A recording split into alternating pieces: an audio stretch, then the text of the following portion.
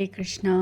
मैं आप सबको एक गुड न्यूज़ बताना चाहती हूँ कि मुरारी बापू जी की कथा ऋषिकेश में हो रही है और साधु को डायरेक्ट सुनना बहुत बहुत लाभकारी होता है।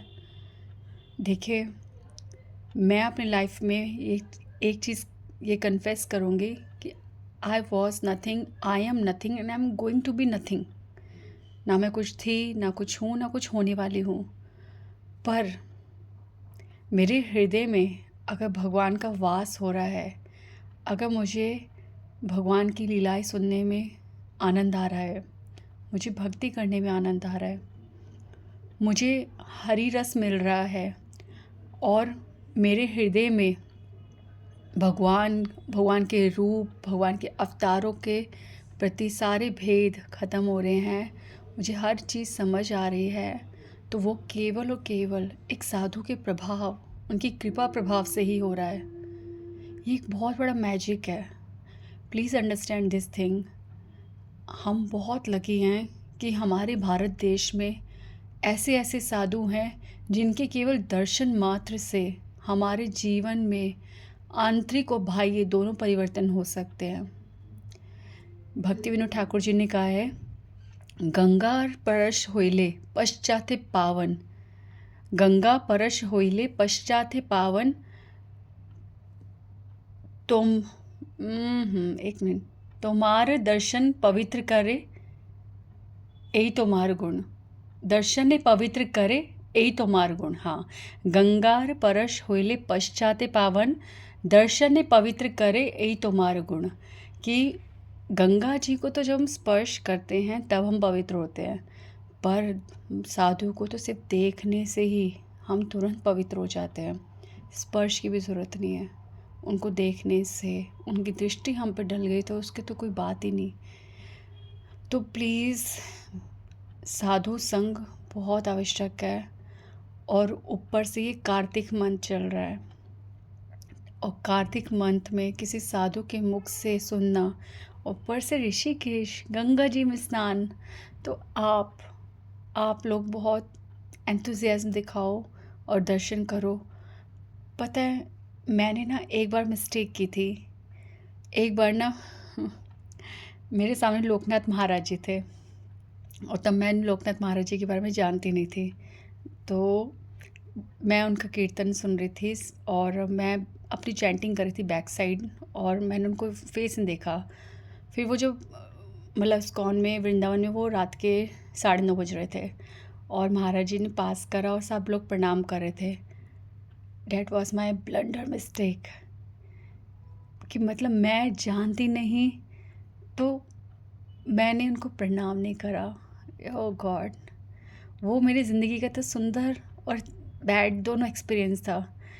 बैड एक्सपीरियंस है कि मैंने यही सोच के कर लेना चाहिए था कि सब लोग प्रणाम कर रहे तो मैंने क्यों नहीं प्रणाम नहीं करा। दूसरा, वो मेरे ज़िंदगी में एक चीज़ मुझे समझ आ गई उस टाइम कि संत के बारे में हम बहुत समय बाद जानते हैं, पर वो जब हमारे आँखों के सामने है तो हमारे को बस उसका लाभ उठाना चाहिए, उनकी कथा सुननी चाहिए, उन्हें प्रणाम करना चाहिए। कोई भी साधु को हम तब तक नहीं समझ सकते जब तक हम उनकी मुख की वाणी नहीं सुनेंगे, और हम उनकी मुख की वाणी नहीं समझ रहे, इसका मतलब वो योग्य नहीं है हमारे आदर के, हमारे प्रेम के। तो ये तो हमारी मूर्खता है, हमारा डिले है। तो प्लीज़ आप ऐसे मिस्टेक मत करो। और एक और बात, जहाँ दुनिया सर झुका रही है, जहाँ संत सर झुकाते हैं, जहाँ सारा साधु समाज इकट्ठा हो जाता है, उस कथा में, वो मुरारी बापू जी की कथा में आप लाभ उठाओ। बहुत आनंद आता है, बहुत सुंदर कथा होती है, एक अलग ही बस कृपा सागर होता है। गुरु नानक देव जी ने कहा है, कहाँ वैकुंठ ता कीर्तन तेरा। कंपैरिजन कर रहे हैं कि हमें क्या पता कहाँ वैकुंठ, हमारे तो जहाँ कीर्तन है, जहाँ कथा है, जहाँ साधु बैठे वहाँ वैकुंठ है।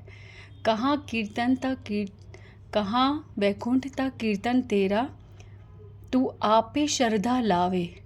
भगवान की कृपा होती है तो हमारी हर हृदय में श्रद्धा उत्पन्न होती है और वो श्रद्धा की वजह से ही वो विश्वास उत्पन्न होता है, और तब जाके हम पता चलता है कि एक साधु संत जो है एक भगवान, साक्षात वैकुंठ धाम, साक्षात गोलोक धाम को ही नीचे ले आता है।